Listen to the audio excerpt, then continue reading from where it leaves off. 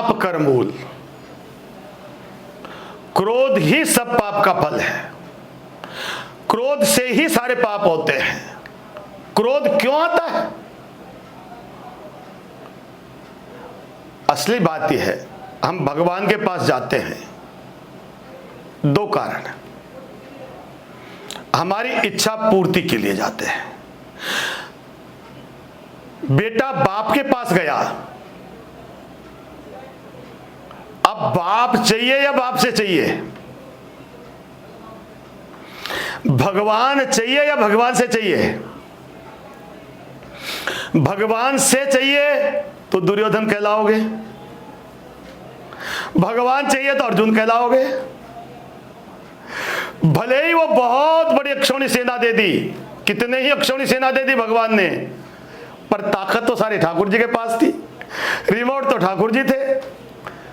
उसी प्रकार से भगवान के पास जब हम जाते हैं कोई भी कामना लेके, तो हमारा भजन पूर्ण नहीं हो सकता। क्यों?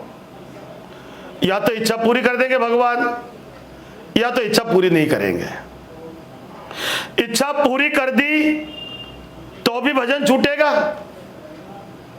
इच्छा पूरी नहीं करी तो भी भजन छूटेगा। क्यों? कैसे? इच्छा पूरी कर दी तो इच्छाओं का आनंद लेने लग जाएंगे, भजन कौन करे? भगवान से पैसा मांगा, बहुत बड़ा व्यापार दे दिया,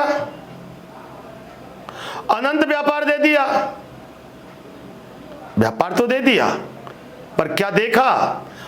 हम बड़े हो गए। अरे भाई 1000 करोड़ तो कमा दिया, लेकिन 1000 करोड़ को कमाने में कितने श्वास की पूंजी खर्च कर दी?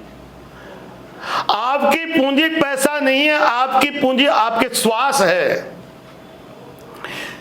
हम एक श्वास छोड़ रहे हैं, इसका मतलब एक श्वास जीवन का कम हो रहा है। 1 मिनट में कितने श्वास कम हो गए, 1 घंटे में कितने कम हो गए, तो 1 वर्ष में कितने कम हो गए। हम अपनी पूंजी को घटा रहे हैं कि बढ़ा रहे हैं? हम उसको बढ़ा रहे हैं जो छूटने वाली है।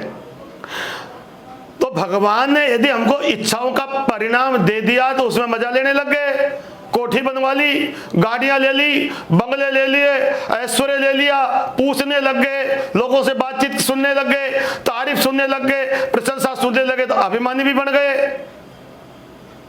कामनाएं बढ़ती जाएगी, इच्छा बढ़ती जाएगी, बढ़ती जाएगी। इच्छा की कोई पूर्ण विराम नहीं है। सुंदरकांड में लिखा है, रामचरितमानस में, जीवी जीवी सुरसा बदन बढ़ावा। सुरसा हनुमान जी के सामने मुंह फैलाने लगी तो हनुमान जी उसे डबल हो जाते थे। जिमी जिमी सुरसा बदन बढ़ावा और तास दून कपि रूप दिखावा। तो हनुमान जी उसे डबल हो गए। फिर सुरसा का तो 7 योजन ते आनंद की ना, तो सुरसा ने 100 योजन का मुंह कर लिया। 400 कोस 1200 किलोमीटर का मुंह कर दिया सुरसा ने। अब हनुमान जी ने विचार किया कि 100 योजन का तो ये समुद्र है, 100 योजन का समुद्र का मतलब 100 वर्ष की तो मेरी आयु है।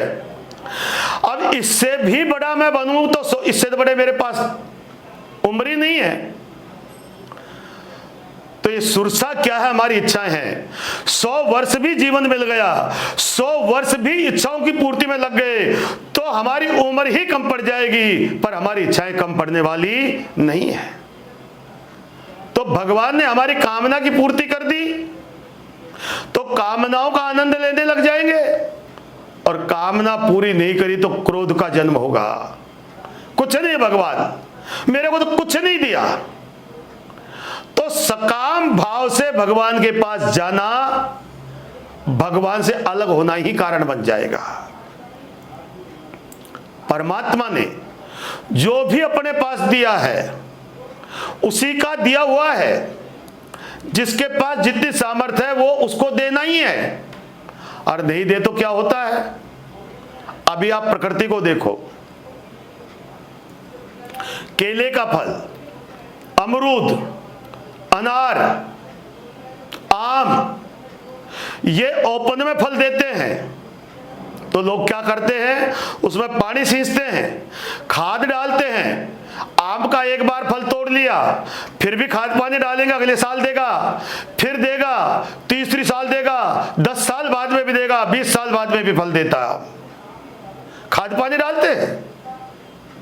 जो ओपन में दे रहा है उसको लोग सेवा भाव करके जिंदा रखते हैं, लेकिन कुछ फल ऐसे भी हैं जो छुपा लेते हैं। कौन छुपा रहा है? आलू पैदा होता है तो छुपा लेता है, दिखता नहीं है। अदरक दिखता नहीं है, प्याज दिखती नहीं है, वो जमीन में पैदा हो रही है। अब लोगों को पता लग गया यहां तो आलू का पौधा है, इसका मतलब आलू को इसने छुपा रखा है। तब क्या करेंगे? फावड़ा लेकर के पेड़ को ही नष्ट कर देंगे, खत्म कर देंगे उसकी लाइफ। वो दोबारा फल देने लायक नहीं है, वो इमीडिएट खत्म हो जाएगा।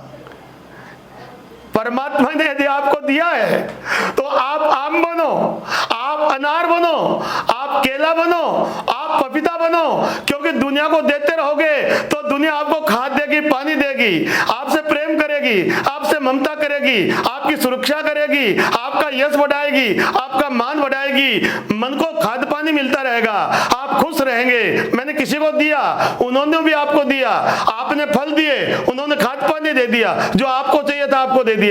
लेकिन प्याज, अदरक और आलू बन गए तो खोद खोद करके नष्ट कर दिया जाएगा।